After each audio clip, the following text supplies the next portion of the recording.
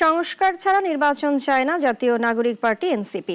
দলটির নেতারা বলছেন সব মানুষের অধিকার নিশ্চিত করতে নতুন সংবিধান দরকার, কিন্তু এর বিপক্ষে দাঁড়িয়ে গেছে একটি গোষ্ঠী। মৌলভীবাজারে পথসভায় এনসিপি নেতারা এসব কথা বলেন।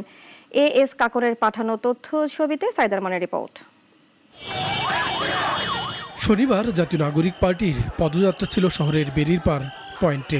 সমাবেশ শেষে কথা বলেন দলটির শীর্ষ নেতারা।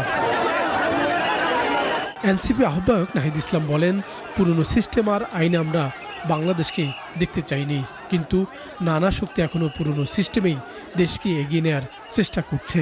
বাংলাদেশে ৭২-এর সংবিধানকে প্রতিষ্ঠা করতে একটি পক্ষ মাঠে নেমেছে। সংবিধানে সকল জাতি ধর্ম সকলের সমান অধিকার নিশ্চিত করা হবে। সেই নতুন সংবিধানের বিপক্ষে দাঁড়িয়ে যাচ্ছে বিভিন্ন রাজনৈতিক শক্তি। এর আগে শহরের কেন্দ্রীয় শহীদ মিনার থেকে জুলাই পদযাত্রা শুরু হয়ে শহরের শাহ মোস্তফা সড়কে এসে শেষ হয়।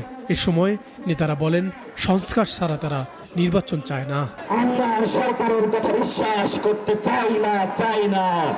জনগণের ঘোষণাপত্র রাজপথে এখন জনগণে দিবে ইনশাআল্লাহ। টাকা পয়সা ঘুষ দিয়ে সরকারি সেবা নিতে হয়। ২৪-এর অভ্যুত্থানের পরে ঘুষ দিয়ে সরকারি সেবা পেতে হবে, এই বাংলাদেশ আমরা আর দেখতে চাই না। ৭২-এর সংবিধানকে মুজিববাদী প্রতিষ্ঠার চক্রান্ত বলে মনে করে এনসিপি। এমন দাবি করে দলটির নেতারা সেই চক্রান্ত থেকে বের হতে চান। বলেন, তারা গড়ে তুলতে চায় সম্প্রীতির রাজনীতি। হামলা করেছিল সাইদ আরমান, নাগরিক।